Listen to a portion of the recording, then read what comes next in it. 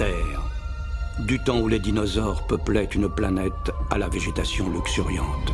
Et nous on est venu te foutre un bordel là-dedans. Bonjour, bienvenue sur la chaîne 12 par sec. Si vous kiffez les vidéos, abonnez-vous bien sûr et mettez les pouces en l'air. Voilà, je suis bien désolé de vous le dire direct en début de vidéo et d'épisode, mais bon, il paraît que ça marche mieux et que c'est comme ça qu'il faut faire. Non, parce que c'est vrai qu'en général, les gens regardent à peu près 6 minutes de mes vidéos. Donc bon, 6 minutes c'est la moitié, c'est déjà pas mal, hein. Moi je dis c'est pas pire. Et du coup, vous vous barrez avant la fin et vous entendez pas quand je vous dis de balancer les abonnements et les pouces bleus. Donc du coup, bah, je suis bien obligé de le dire en début de vidéo, comme ça, tout le monde entend bien.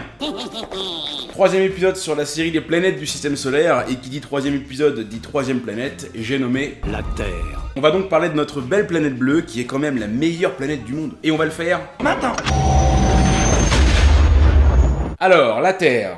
Qu'est-ce que je vais bien pouvoir vous raconter, moi? Bon, déjà, elle est plate, ça c'est logique. D'abord, les infos de base. En partant du Soleil, la Terre est donc la planète numéro 3.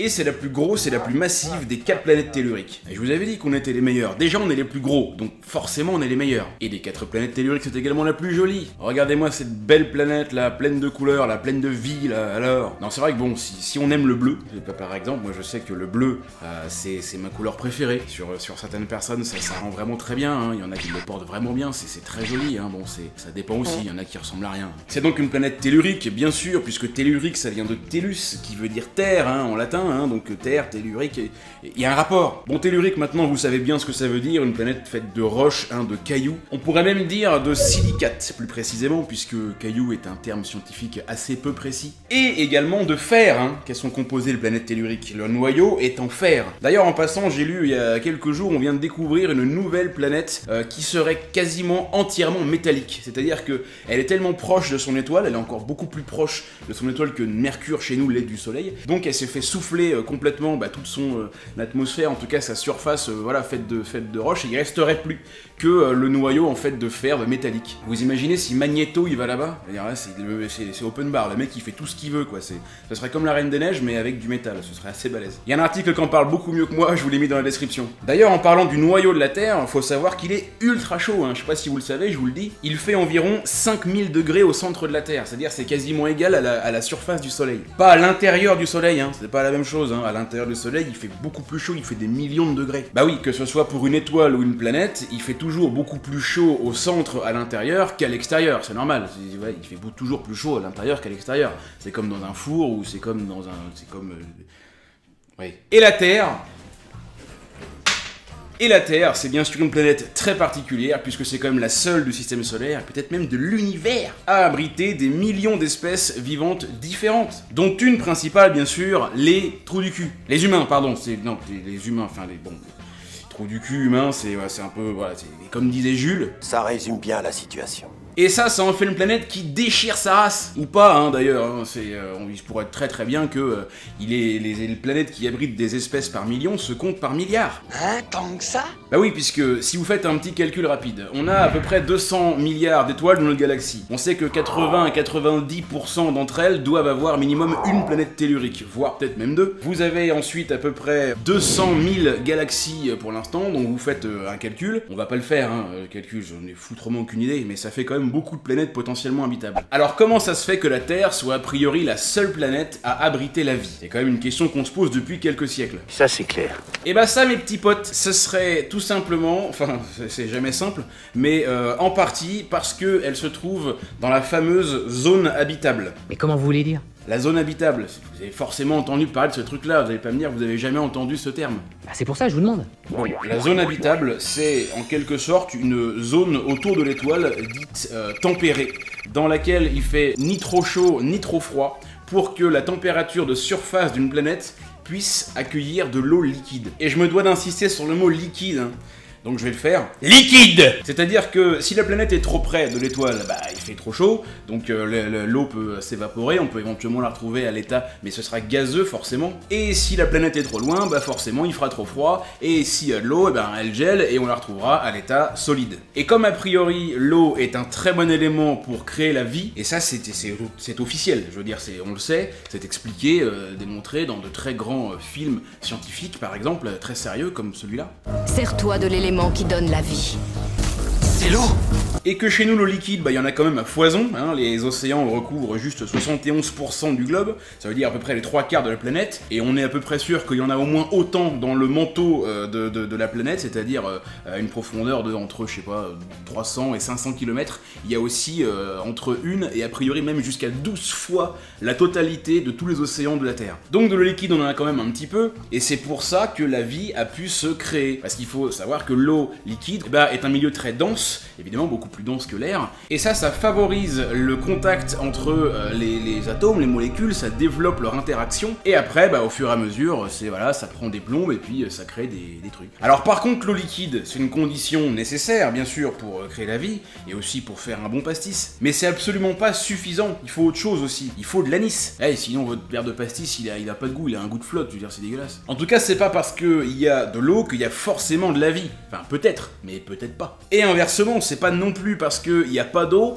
qu'il n'y a pas de vie du tout. Bon, ça, on le sait pas, on sait pas vraiment, c'est-à-dire que nous, on va se baser sur le seul modèle qu'on connaît, c'est-à-dire le nôtre, dans lequel la vie organique ne peut pas se passer d'eau, mais bon, peut-être qu'il y a d'autres endroits où la vie n'a pas forcément besoin d'eau pour se créer, hein, je veux dire, qu'est-ce que ça peut foutre? Enfin non, pas qu'est-ce que ça peut foutre, qu'est-ce qu'on en sait, hein, on sait pas tout. On sait des trucs, mais on sait pas tout.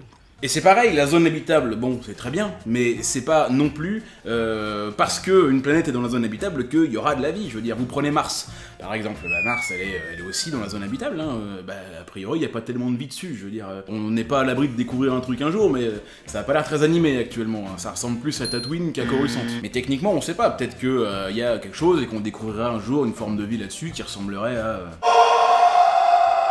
Et puis d'un autre côté, vous pouvez aussi avoir des planètes ou des lunes de planètes qui sont pas dans la zone habitable, mais où ce que c'est qu'il pourrait y avoir de la vie dessus aussi. Vous prenez un satellite comme Encelade, par exemple, qui orbite autour de Saturne, donc beaucoup plus loin de la zone habitable, et ben n'empêche que peut-être bien qu'il pourrait y avoir un gigantesque océan d'eau liquide sous la croûte de glace qui forme la surface, et donc qui dit eau liquide, dit pastis. Enfin voilà, même si elle est loin, plus loin que la zone habitable, il n'est pas impossible qu'il puisse se passer quelque chose. S'il y a de l'eau liquide, il y a certainement moyen de moyenner quelque chose, je sais pas moi, un microbe, une merde, enfin je sais pas, un truc quoi. Et de toute façon, la Terre, elle est dans la zone habitable, ça c'est très bien, mais vous changeriez 2 ou 3 paramètres, bah, la vie, vous pouvez lui dire boujou. Ouais, boujou c'est une expression de chez moi, là où je viens dans le Nord, c'est pour dire bisous, on dit boujou. Imaginez par exemple si la Terre, elle tournait beaucoup plus lentement sur elle-même, c'est-à-dire comme le font Vénus ou Mercure. Bah, même en étant dans la zone habitable, vous auriez un côté qui serait exposé au soleil beaucoup plus longtemps, beaucoup plus longuement, les jours dureraient plusieurs semaines ou plusieurs mois,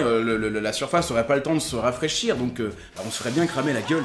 Et de l'autre côté, on serait plongé dans le noir et le froid pendant le même laps de temps extrêmement long. Du coup, au contraire, ça se refroidirait. Et si tel était le cas, eh bien, la vie aurait quand même beaucoup plus de difficultés à se développer. Mais là, la rotation de la Terre est juste à la bonne vitesse pour que la température soit idéale pour pouvoir prendre une petite mousse en terrasse tous les soirs. Je vous avais dit, cette planète, elle défonce tout. Ouais, parce que c'est pas sur Pluton qu'on pourrait aller boire une bière. Déjà, faut le temps d'y aller, hein, et puis moi, j'ai plus soif. Mais revenons à nos moutons. On pense que la Terre a à peu près 4,5 milliards d'années, auquel se serait créée juste après le Soleil. Comme à peu près toutes les autres planètes telluriques d'ailleurs, on pense qu'elles sont à peu près toutes créées au même moment. Et comment on connaît l'âge de la Terre ? Vous avez vu, je me pose mes questions tout seul. Eh ben on sait ça grâce à des preuves scientifiques. Et ouais, on n'a pas juste lu ça dans un bouquin. Et la technique pour dater la Terre, enfin plutôt les roches qui la composent, s'appelle la datation radiométrique. En gros, on prend un caillou, on le jette dans une mare, dans un étang là, et vous savez, il y a des ronds qui vont se créer autour, qui vont se propager. Vous comptez le nombre de ronds en fait, et plus il y a de ronds, plus c'est vieux. C'est-à-dire que un rond, ça fait à peu près 500 millions d'années, donc après vous faites le calcul. Non, c'est n'importe quoi. Ouais, non, je vous avais dit, il y avait quand même peu de chance. Hein. Non, la datation radiométrique, c'est une méthode qui utilise des éléments chimiques qui se trouvent dans les pierres, comme le carbone par exemple, et qui vont se désintégrer dans le temps avec la radioactivité, des éléments radioactifs. Et nous, tout ce qu'on a à faire finalement, c'est de calculer combien de temps cet élément se désintègre, et ça vous donne l'âge de la pierre. C'est facile, hein. Bon, moi je sais pas le faire, mais c'est simple. Il y a la chaîne La Minute Science qui a fait une petite vidéo là-dessus, très courte, 2 minutes, c'est très sympa, je vous ai mis le lien. Alors, on arrive à la moitié de la vidéo, et ça, c'est la photo d'une chèvre empaillée. C'est marrant parce que la Terre, on l'appelle la planète bleue, alors que c'est pas forcément la plus bleue du système solaire, hein. Elle est bleue, mais il y a d'autres couleurs aussi. Vous prenez Neptune, par exemple. Là, elle est bleue, là, je dis oui, là, on est bon, là. Elle est bleue à cause du méthane, en fait, un gaz qui est présent dans son atmosphère, parmi plein d'autres gaz, mais c'est celui-ci qui lui donnerait sa couleur bleue. Et ouais, les gars, il y a une explication scientifique à tout, cherchez pas autre chose. Enfin donc bon, la Terre, je veux dire, bleu, oui, mais pas que. Il y a d'autres couleurs aussi. Il y a du blanc, il y a du marron et jaune, comme dans mon slip. Il y a du vert aussi. Bon, faut dire que la Terre, à sa décharge, elle a déjà été complètement bleue. À sa création, en fait, quand il y avait que de l'eau et quasiment pas de continent, il y avait très peu de terre, il y avait genre 3-4 volcans qui se battaient en duel, du coup, elle était que bleue. Et ça aurait duré pendant presque 1 milliard d'années. Elle a même été orange aussi, un petit peu comme Titan, le deuxième plus gros satellite de Saturne. Et ça, c'était à cause de son atmosphère qui changeait aussi, voilà, lors de sa création, elle a connu beaucoup de changements atmosphériques, géologiques, géographiques, tout ce que vous voulez. Elle était blanche aussi quand elle était recouverte intégralement de glace, un petit peu comme Encelade dont on en parlait tout à l'heure. En tout cas voilà, sachez que rien n'est jamais figé dans le temps, hein, tout évolue, les planètes, les atmosphères, les couleurs, hein, on peut même se demander, c'est vrai, s'il n'y aurait pas quelque part quelque chose ou quelqu'un qui chapeauterait un petit peu tout ça, un grand artiste qui donnerait sa patte, hein, comme on pourrait dire. Et d'ailleurs, comme l'a si bien dit l'immense scientifique et astronome américain Carl Sagan, dans le tissu de l'espace, comme dans la nature de la matière, figure en tout petit la signature de l'artiste. Au cas où vous auriez pas bien vu la photo de la chèvre empaillée tout à l'heure, je vous la remets vite fait. La Terre tourne en 365 jours autour du Soleil. Vrai ? Vrai. Faux. Elle tourne exactement en 365 jours et quart. 365 jours 25. Ça fait quand même 107 000 km/h. Vous trouverez toutes les infos à ce sujet sur le site de l'IMCEE, l'Institut des mécaniques célestes et des calculs des éphémérides. Et ça fait quoi ? Vous avez vu, je me pose mes questions tout seul. Ça fait que au bout de 4 ans, il y a un décalage. Il y a un jour en plus qu'on devrait avoir et qu'on n'a pas. Il y a un jour qui manque. Et comment on s'organise du coup ? Vous avez vu, je me pose mes questions tout seul. Il y a des gens qui se sont posé la question, et d'ailleurs très très tôt, même du temps de Jules César. Jules César ! Au-dessus, c'est le soleil. En 50 avant Jésus-Christ, il s'est déjà posé la question, le mec. Parce que quand ils se sont rendus compte de ça, il s'est dit quoi ? Il s'est dit là, il y a un problème. Là, on n'a pas le compte. Et là, il y a un type qui est arrivé, il s'appelait Sosygène d'Alexandrie. Et il lui a dit, les gars, moi j'ai une idée, on n'a qu'à rajouter un jour, tous les 4 ans. Comme ça, là, on a le compte. Et c'est là que vient le 29 février. Ouais, en fait, c'est pas le 29 février exactement. Au départ, c'était en juillet et en août. Il y avait des jours qui étaient faits selon les dates de naissance des rois. Enfin, je sais plus ce que c'était. Il te reste des choses à apprendre. Ah, il est ferme, là. Tiens, d'ailleurs, en parlant de la rotation de la Terre, on n'en parlait pas, mais j'avais pas de transition. Est-ce que vous savez pourquoi la Terre, elle tourne, déjà ? Enfin, je ne sais pas du tout, là. Lorsque la Terre s'est formée il y a 4 milliards et demi d'années, elle s'est formée grâce à tous ces petits bouts de cailloux, enfin de matière, qui se sont tous agglomérés, rassemblés avec la gravitation. Et tous ces objets, ils allaient tous plus ou moins dans le même sens. Alors au départ, c'était le bordel, hein, c'était n'importe quoi, ça sautait de partout, voilà, c'était la fête, il y avait la zik et tout, c'était génial. Bon, il y avait une certaine coordination quand même, mais ça tournait pas vraiment. Et après, au bout d'un moment, quand tout le monde a commencé à se rassembler, il y avait un mouvement d'ensemble qui s'est créé et qui allait de plus en plus vite et tout, et c'était encore plus la fête. Et là, tout le monde tournait dans le même sens, et c'est comme ça que ça s'est créé, c'était le bordel! Et au fur et à mesure que la boule grossissait, elle prenait un effet de rotation qui était en fait la somme de tous les mouvements de tous les rochers qui la composaient. Et si vous ajoutez à ça les milliers de météorites qui venaient s'écraser à la surface, si elles tombaient dans le même sens que la rotation de la Terre, elle leur transmettait cette énergie. On appelle ça l'énergie cinétique. Et ça fait que la rotation va encore plus vite. On comprend donc que la rotation de la planète est due à la rotation de tous les objets qui l'ont formée. Et cette vitesse de rotation s'est ensuite stabilisée, et voilà, on a eu de la chance qu'elle soit ni trop rapide ni trop lente pour développer la vie telle qu'on la connaît aujourd'hui. Et autre chose, tiens, puisqu'on parle de rotation. Est-ce que vous savez que la rotation de la Terre est ralentie à cause de la Lune? Ah ouais? Et comment tu le sais? Je le sais très bien, parce que je l'ai lu dans Télé 7 jours. Il y a 200 millions d'années, la planète... La Terre, elle tournait pas du tout sur elle-même en 24 heures, elle tournait sur elle beaucoup plus vite, ça n'avait rien à voir. Elle tournait sur elle en seulement 23 heures. Je crois que je hais cet homme. Mais ça n'a rien à voir. Et c'est la Lune, par tout un tas de mécanismes et de systèmes de poulies, qui a ralenti la rotation de la Terre. Et pour être très précis, elle ralentit de 2 millisecondes par siècle, c'est-à-dire à peu près 1 heure tous les 200 millions d'années. Autant dire qu'on en a rien à carrer en fait. En tout cas, si on est encore là dans 800 millions d'années, on aura des jours qui dureront 28 heures, et il y a même des calculs qui montrent que à terme, la Terre s'arrêtera complètement de tourner, comme l'a fait la Lune. Autre chose encore, c'est pas fini. Est-ce que vous savez pourquoi on ne sent pas la rotation de la Terre? Non. Je veux dire, c'est assez ouf quand même. Si vous vous trouvez à l'équateur par exemple, vous tournez à 1670 km/h. Et pourtant, vous sentez absolument rien. Et ça, mes petits potes, c'est tout simplement parce que la vitesse de rotation, elle est constante. elle ne change pas. C'est toujours la même, donc on ne la ressent pas. Par exemple, si vous êtes dans un TGV qui va à 300 km/h, ou même un vaisseau spatial qui va à la vitesse de la lumière, bien sûr c'est possible. Ben vous sentez rien, parce que la vitesse, elle est constante. Tout au plus, vous sentez les accélérations, les freinages, oui, ça c'est vrai. Mais je veux dire, si la vitesse elle est constante, on sentira jamais rien. Et imaginez si la Terre elle tourne sur elle-même d'un seul coup, PAH, elle arrête de tourner. Mais vous imaginez tout part en couille d'un seul coup là. Bon, j'imagine que vous pensez tous que la Terre est ronde, bande d'abrutis. Et bah si la Terre est ronde, expliquez-moi ça. Alors, comment qu'on fait là? Eh bah ouais, voilà, argument infaillible, la Terre est plate, c'est tout, y a pas à chier. Et si comme moi vous pensez que la Terre est plate, bah vous avez le QI d'un ver de terre fini à la pisse, parce que si elle est plate, eh bah expliquez-moi ça.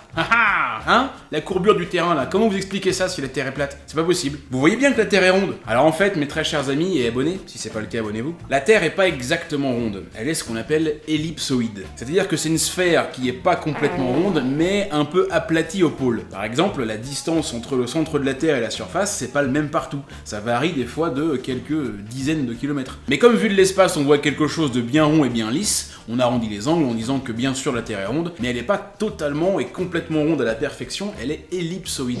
Et voilà, merci beaucoup les amis d'avoir regardé cette vidéo jusqu'au bout, elle était un poil plus longue mais c'est parce qu'il y avait plein de choses à dire. Je vous le redis, et abonnez-vous à la chaîne bien sûr, et les pouces bleus si vous avez, enfin les pouces ils sont pas bleus, mais les pouces en l'air, voilà, pour dire que vous avez kiffé la vidéo. Mettez des pouces vers le bas si vous avez pas kiffé, hein, mais expliquez-moi pourquoi, ça me fait toujours plaisir de pas lire vos commentaires. Rejoignez aussi la communauté sur Facebook et sur Twitter pour avoir les dernières actus et puis d'autres conneries. Je voulais vraiment m'excuser auprès de vous, désolé si je mets pas beaucoup de vidéos, je sais toujours que j'ai un rythme qui est assez lent, je mets une seule vidéo par mois et un peu plus, mais j'ai du mal à faire plus quoi. J'ai voilà, entre tout ce que je fais d'habitude, le boulot, enfin je vais pas vous raconter ma vie, mais et ma meuf qui me fait chier aussi. Non mais voilà, j'essaye toujours de faire ce que je peux pour en mettre plus. Là par contre, la prochaine vidéo que je vais faire sur Mars, je vais la tourner assez rapidement. Normalement je devrais pouvoir la tourner dès la semaine prochaine. Ce qui veut dire que dans 2 semaines je pourrais poster l'autre. Donc voilà, j'essaye d'en faire le maximum, mais vous imaginez bien que c'est pas toujours évident. Allez, je vous embrasse très très fort les amis, merci beaucoup de me suivre, je remercie énormément ceux qui sont encore là, je sais qui vous êtes, non je sais pas qui vous êtes, mais en tout cas il y a des noms déjà que je reconnais dans les messages,